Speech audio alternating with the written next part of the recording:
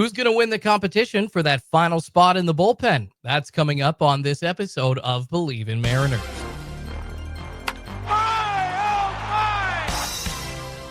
What is up, sports fans? What is up, Seattle Mariners fans? What a fun spring training it's been so far here in 2025. You know, after last season, ups and downs, suffering basically throughout the early months, and then getting some semblance of success with that 10-game lead, only to watch that evaporate, and then kind of teased again at the end of the year. It just, last season just was so up and down. It didn't feel like you could really root for something. But this year, it feels like you could root for something, man. Look at those loose players just having fun, free swinging down in Peoria, Arizona. The bats continuing to go off over the last couple of games. Is it going to translate to the regular season? I don't know. Most likely not, at least for some of these guys. I mean, look at, for instance, Mitch Haniger last spring training hit his booty off, and then that continued maybe a couple of weeks into the regular season before he dropped off of a cliff. But I bet some of the success could lead them to a better start than they had last year. But it's really just more fun to continue to see this free swinging fun mentality. It definitely has the potential to set Seattle up at least for an entertaining 2025 and not such a herky-jerky year like we had last year. Welcome on into the latest episode of Bleav in Mariners. I'm Jordon Schultz, more affectionately known as Schultzy, a Pacific Northwest talk show host from Portland, Oregon.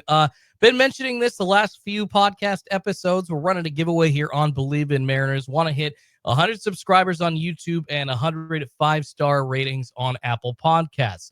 Getting close on YouTube. We're at about 70 subscribers right now, and once we hit 100, we're giving away this Topps Chrome 2019 rookie auto card of Andres Muñoz. Excited to give this away. I know it's in a Padres uniform, but hey, it's still an Andres Muñoz rookie card, and I know a lot of Mariners fans out there would love to have an autograph of him. And once we hit 100 five-star ratings on Apple Podcasts, got a really nice 2019 Topps Transcendent Edgar Martinez autographed card to give away as well. Just trying to grow the community, and I figured some fun giveaways out of my personal collection would be a great way to do that. And once I do hit those numbers, either 100 subscribers on YouTube or 100 reviews, five-star reviews on the Apple Podcasts, I will let you all know exactly what we're going to do, probably like a live stream to give those away. But just want to grow the community and really appreciate everybody that's checked in on this podcast so far. Hopefully we can continue to meet some Mariners fans, and we can get in with the content creation space that's already been going on around the Mariners. Just so many good people, and I'm just trying to poke my little head in and be a part of that. So appreciate that. Giving away an Edgar Martinez autographed card and an Andres Muñoz rookie autographed card. Make sure you stay tuned and figure out how we're going to give those away coming up here soon. All right, we've been talking a lot about bats for Seattle, a lot of hitting. So today I wanted to switch gears and dive into one of the other big battles in spring training. And no, that's not starting pitching. And we can talk about like the battle for second base coming up here in probably our next episode or two. Maybe, who else is going to be getting at bats at first base besides Luke Raley? I know Rowdy Tellez showing off, hitting a bomb on this was the Wednesday game, having a look at the box scores against the Athletics. They did lose, but Rowdy Tellez with some early offense with that big home run. So he might be poking his way in, trying to get some at bats. But I wanted to switch gears and dive into that other big spring training battle. It is the fight for the final bullpen spot. Of course, Matt Brash recovering from Tommy John surgery until at least late April or so. So most of the other, you're probably going to have 8 bullpen spots. If you're looking at the roster of 26, you got 5 starters plus 8 bullpen. That would mean 13. And then you're looking at 9 starters on offense. And then you've got 4 bench players. Usually is how that works. 3 guys, like 1 outfielder, 1 infielder, 1 hitter or speed guy, and then 1 catcher off the bench. So usually teams carry 4 players off the bench. They could carry 3 and go with 9 pitchers, but I think the Mariners are probably going to go with 8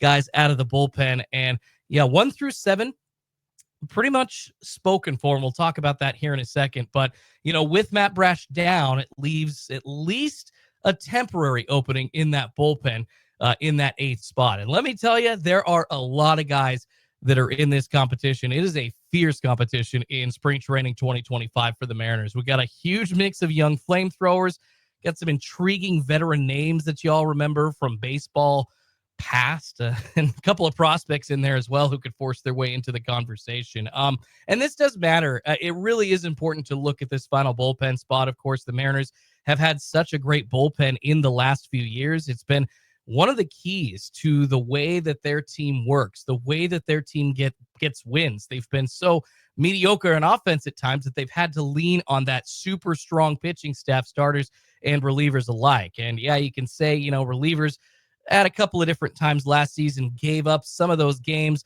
were the reason for some of those losses for the Mariners. But you know what?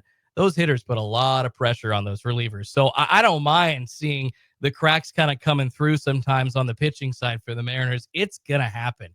They have played so far above their station on that side of things. And Matt Brash, actually, the guy that we're talking about, of course, still recovering from Tommy John surgery, is one reason for that. He has been a key weapon in high leverage situations, at least when he did play.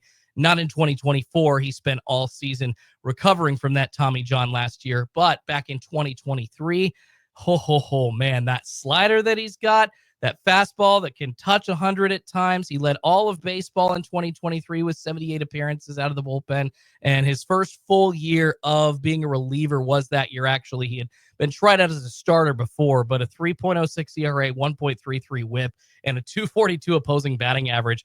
107 strikeouts to 29 walks over 70 and 2/3 innings. Whoever fills that spot needs to provide stability in the middle innings. You're most likely, since Matt Brash is out, you're going to push one of those guys that already has one of those guaranteed 1 through 7 spots, which we'll talk about here in a second. You're going to force Colin Snyder. Maybe you're going to force Trent Thornton into a bit more of a leverage situation than they've played in the past, but they've had success, and we'll get into exactly who has had success for the Mariners coming up here in just a second, and why, frankly, it's such a hard competition for that one spot out of the bullpen right now. But Mariners fans really need to pay close attention to how this plays out in spring training, because obviously the pitching staff is such a huge part of Seattle's success. And if they have even a hole or two in the bullpen, they're only projected to have around 85 wins this year, according to Fangraphs. Go listen to a couple of episodes ago here on Bleav in Mariners, talking about our AL West preview. The Mariners are in the mix. They could win the AL West, but it's a tough one. And we're talking a game or two could be the difference between them getting a wild card spot or winning the division at this point. So, yeah, this bullpen spot is extremely important. So let's break down the current bullpen situation and who's locked in for Seattle. And we'll then take a look at every candidate fighting for that one spot, and also look at the key factors that could determine what the Mariners' decision could be. And then I'll give you my prediction on who takes it. So if you also wanted to give your prediction, you can let me know on Twitter, on the air Jordan with an O, or you can hit me up on YouTube as well. We have all of our podcasts up on our Bleav in Mariners YouTube channel, so hit me up with a comment on this video on who you think should take that final bullpen spot. All right, now before we talk about any of the actual candidates that are going to fill this last spot, let's set the foundation here. The Mariners bullpen mostly set, as I've been saying, and we have some elite arms already in place. If you've been under a rock these past few years, maybe this is a little bit of an education on what these pitchers have done so far and at least who they are. But most of you know who these guys are out there. But it's just interesting to look at who these guys are going to be slotting in at the beginning of the season, because they've got a lot of options. Of course, the closer will kind of start from like the most guaranteed to the least guaranteed spot, which of course that would be the closer, Andres Muñoz, unquestioned closer going forward. I know that they've kind of done a little closer by committee in the past, but under Dan Wilson, I wouldn't really see that approach going forward. Maybe they'll, with Pete Woodworth's stats, kind of play some more matchup-based games, maybe using the analytics, implementing that strategy in a little bit more. But I wouldn't be surprised if Dan Wilson just threw Andres Muñoz out there as the main closer night tonight. 100-mile-an-hour plus fastball, that crazy wicked slider. It just has that combination of a nasty reliever, a big old slider and a big old fastball. And Andres Muñoz added a pitch this offseason as well. We've been seeing in the last few days some videos from Ryan Divish, some videos from Shannon Dreyer as well, showing this. It's called like a kick change, and it's essentially got like a 10-inch drop, and it's about 10 to 11 miles an hour slower than his fastball. So along with a nice speed change there, you've got this massive drop off. I mean, it almost looks like a curveball, but it's a changeup, and it's absolutely freaky. Andres Muñoz spent the offseason trying to pick up on that pitch off the mound a little bit, has trained with Luis Castillo on how to throw a changeup, and actually was also talking a little bit to Shannon Drayer in Seattle Sports and, discussing the circle grip that he uses on the changeup. But man, if that pitch works out, if you're seeing this 10-inch drop, basically, that Andres Muñoz wants to use as his out pitch, as he told to Seattle Sports, because he, in his opinion, has struggled with having an out pitch. He would get there to 2 strikes, but wasn't really able to get that 3rd strike consistently. This changeup is supposedly going to be that 3rd strike pitch, and it will be devastating. His success, of course, crucial, because if he struggles, the bullpen's going to have to make up for it. And then you're pulling guys out of their roles, and you basically got to find a closer out of nowhere. But Muñoz has the ability to be that all-star great closer in Seattle that we've seen him be. Of course, he's still young. He's given it up in spots sometimes. But one thing, I'm pretty excited about him, and I'm not honestly too scared about his performance coming in 2025. But one thing that we all need to remember and focus on is the vast home and run splits that Muñoz had before we move on to the rest of the bullpen. It was 32 innings at home. He pitched to a .28 ERA as compared to 27.1 innings on the road, where he pitched to a 4.28 ERA. So obviously T-Mobile Park coming into play a little bit, making all of these Mariners pitchers' stats better, but that is a pretty devastating split, and hopefully that kick changeup can help shrinking that number down. His overall stats were amazing. I mean, 22 saves. He had a 2.12 ERA in 60 games. Obviously did give up some losses. That was kind of the concerning part, and that's kind of what Muñoz is talking about, but not really only, being without an out pitch. Last year, Muñoz was pressed into a lot of situations where he had to pitch way more than he should have. There were a lot of situations, I think you remember, where Scott Service was bringing Muñoz in the 8th inning with 1 out to go, with 2 outs to go. And if you talk about the rest of the bullpen coming up here in a second, and actually some of these guys that were, supposed to slot in last year are healthy, like a Gregory Santos that we're going to talk about in just a second. And frankly, that should take some pressure off of Andres Muñoz. So excited to see what he can do as a closer this year. Hopefully that kick changeup just becomes his devastating out pitch, and hopefully we see him have an all-star season here in Seattle, able to lead a very strong bullpen, as we've seen, at least as a whole, in years past. All right, one guy who was expected to contribute early last season, but unfortunately was fighting through some injuries in 2024, is Gregory Santos. That guy is a hard-throwing MFer. As he's fully healthy, he's most likely going to be the Mariners' primary 8th inning guy. He also has a power fastball, touching 100 miles an hour, just that traditional late innings power guy that you see all around baseball, and the Mariners were depending on him last year. He is now fully healthy, and I don't really see any issues with him in spring training so far, at least on the videos that have been posted of these guys throwing bullpens before game action and getting into game action. Santos looks good, and we've been hearing that he's healthy, and at this point, he's going to be taking up that high leverage situation spot, as well as maybe a Trent Thornton or a Taylor Saucedo coming up next. These guys also guaranteed spots in the bullpen, the 3rd and 4th guarantees in the bullpen. Of course, Trent Thornton, kind of a multi-innings guy, maybe a lesser leverage guy that turned into a setup guy, that turned into a high leverage guy after being acquired in mid-2023. He became a workhorse last season, led the team with 71 appearances, a 3.61 ERA, 77 strikeouts. So yeah, he could be used in different roles, but it looks like to start the season without Matt Brash, he's probably going to be in a few more of those high leverage situations, as is Taylor Saucedo, the primary lefty out of the Mariners bullpen. Of course, one of 2 left-handers. If you look at him and Gabe Spire, which Spire will most likely be on the roster as well. He was kind of the, they don't really exist anymore because he got a 3 batter minimum now, but kind of the loogie guy. He's essentially a lefty on lefty specialist, but he can actually get right-handers out at times, and Saucedo been one of the better pieces in the bullpen for the last season or so for Seattle as well. So he's slotted in there. Gabe Spire was fighting some injuries a bit last year, but he is, when he is healthy, a pretty solid left-hander. He can work well in high leverage spots.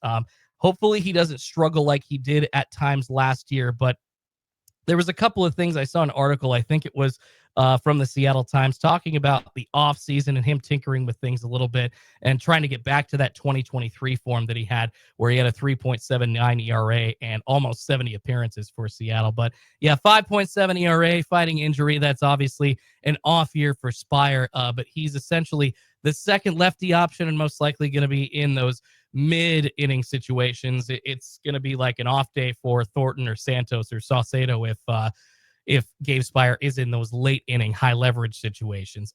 Next up, the sixth guaranteed spot, most likely going to Colin Snyder. He's been a pretty good middle relief guy.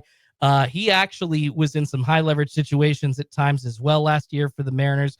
Pitched pretty well, 1.94 in 42 games and 47 strikeouts. And after being acquired by Seattle, essentially just thrown into the pitching lab after two crappy seasons in Kansas City, has really become one of those pieces that we've seen over the years. Seattle just turned nothing into something. And it's nice to see that they could do that with another guy throwing mid-90s, and he's got some movement on his pitches and essentially is just a very good pitcher in any situation that the Mariners put him in last year. So wouldn't be surprised to see him, if the Mariners are having injury troubles, putting him back into leverage situations. But at this point, he's kind of shaken out to be like a middle relief guy for the Mariners. And looking at the seventh spot in the bullpen, which is the last guaranteed spot at this point, that would be most likely going to Eduard Bizardo. He's the lowest ever leverage arm, for Seattle, kind of the depth, but he's been a pretty good control pitcher.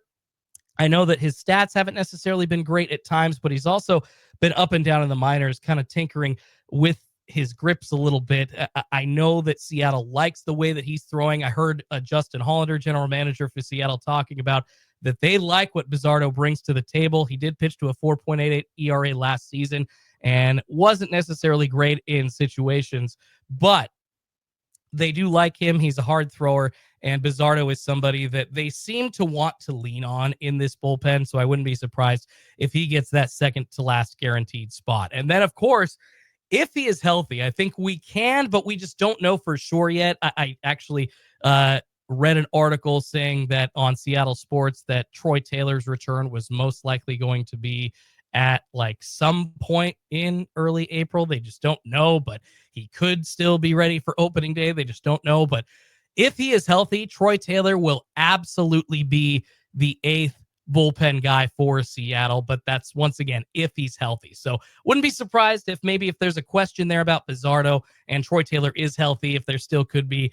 another guy thrown in here in this eighth spot of the bullpen. But Troy Taylor, man, he was so good being put into high leverage situations further along in the season as it went on last year.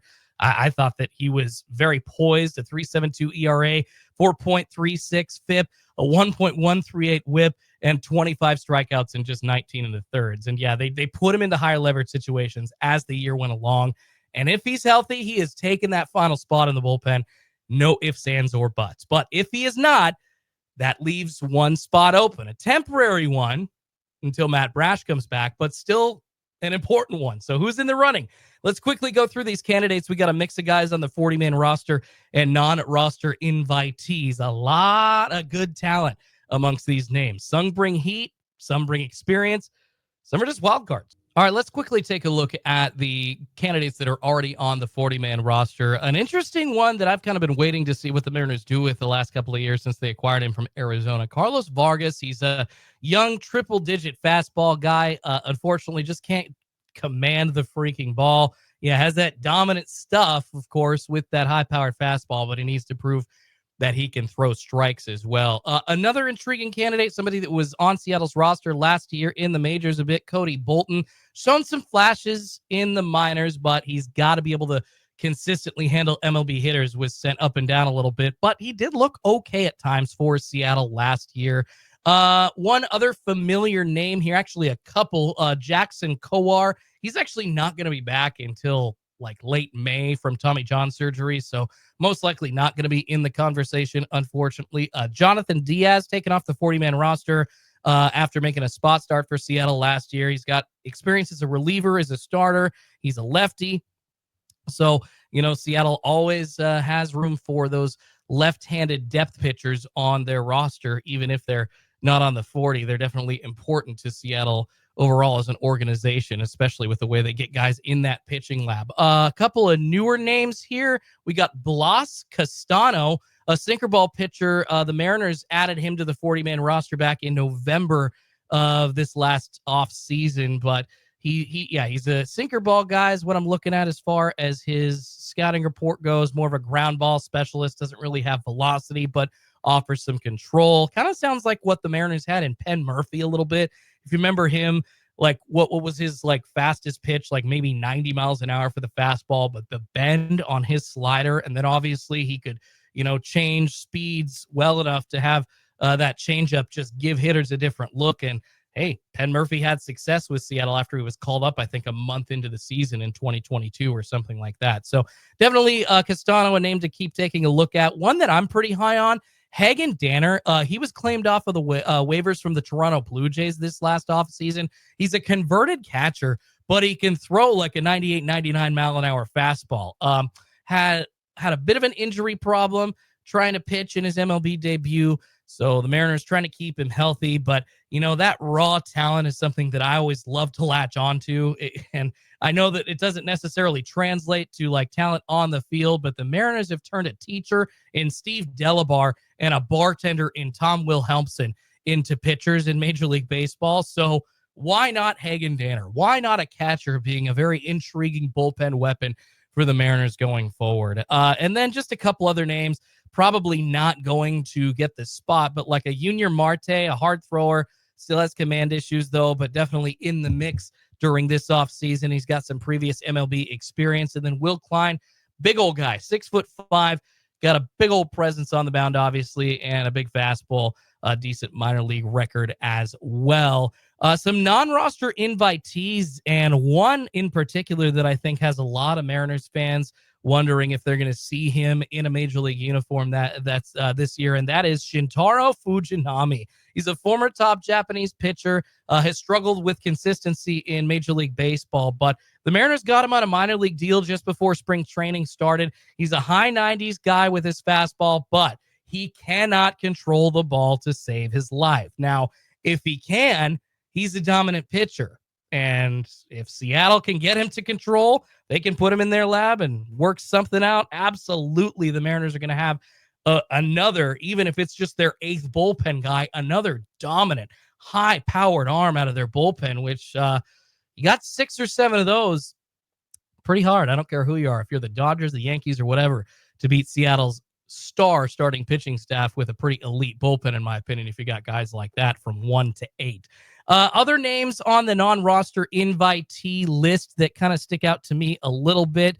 You got Drew Pomeranz. He's actually a veteran that hasn't, I don't think he's been in Major League Baseball for like 2 or 3 seasons. Got a good track record when he did play, but of course, been fighting through injuries as well. But I don't know. He had a decent outing his first couple of times out, so he could be somebody that the Mariners are looking at. One guy that's a former All-Star that did not have a couple of good outings, and that is Neftali Feliz, 36-year-old former All-Star. Doesn't look like he has enough in the tank because, goodness gracious, he's already pitched out to like a 12 or 13-plus ERA so far in spring training. And then you got the veteran that the Mariners just re-signed in Trevor Gott, but he's not going to be back because of Tommy John surgery until May or June at the earliest. And then some other guys like Jesse Hahn has some experience, but inconsistency getting strikes. And then other than that, you're looking at like a couple of young kids that could possibly get a chance at that final bullpen spot. Brandon Garcia, he is the number 12 prospect in the Mariners organization, lefty with solid upside. Or Logan Evans, he's the Mariners number 8 prospect. He had a pretty good season at AA Arkansas, but I don't think the Mariners want to use him this early. It would not be surprising if they just kept him maybe on the back burner until middle of the season or next season or something like that. So how will the Mariners decide who fills this final bullpen spot?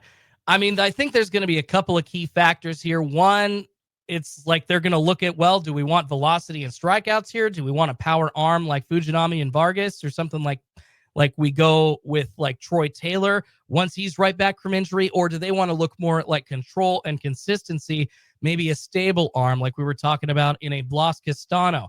Do they have an upside here for the Seattle Mariners? And then also you're looking at maybe a young player with upside versus a guy with experience. Obviously, a Shintaro Fujinami has been around baseball a little bit. A Drew Pomeranz been around a little bit. You could go that way, or you could give opportunities to some young prospects like Logan Evans and like a Brandon Garcia. And ultimately, it may not really be the guy with the best stats in spring training that wins out, but it's going to be the guy that shows the Mariners that he can fit their need in camp that essentially will end up winning that last spot. Now, if I had to give my prediction on who that final spot's going to be based on what I've seen in spring training, I mean, if Troy Taylor's healthy, like I said, he's got the best shot at it. He's already on the 40-man roster. He throws gas. He's got a high ceiling. I'm in on Team Troy Taylor. But if he's not ready, I think maybe a Shintaro Fujinami would be the pick by Seattle. But this is my sleeper pick. I think that it's a Hagen Danner. I think that the converted catcher who has had 2 or 3 very good outings in spring training so far for Seattle, I think Hagen Danner is going to get that last spot in the bullpen. Mark it. You heard it here on episode 21 of Bleav in Mariners. But what do you think, Mariners fans? Who do you want to see in that bullpen spot? Do you think somebody has the inside track that I didn't mention, or somebody that I'm throwing away you think has the inside track? And what happens if they make the wrong choice? Who's going to be taking up some of those leverage innings? Do you think I'm wrong on that one? Send me your thoughts on X on the air Jordan with an O, or send it to the comments on YouTube if you're watching on Bleav in Mariners on YouTube. And that's going to do it for this episode of Bleav in Mariners. Put a lot into this episode as far as looking at different players and talking about who could fill that spot. So really appreciate everybody sticking around the whole time. Next time, I want to take a look at a theory I've got about the Mariners offense. I've been putting some info together and some data together, and it's a theory that no one's really talking about. And I also want to take a look at the starting pitching staff and tell you why Ryan Bliss needs to be the starting second baseman on opening day. Make sure you give the podcast a 5-star rating and review, or subscribe to the channel and like the video if you're watching on YouTube. Keep enjoying spring training, Mariners fans, and keep those tridents up. See you soon.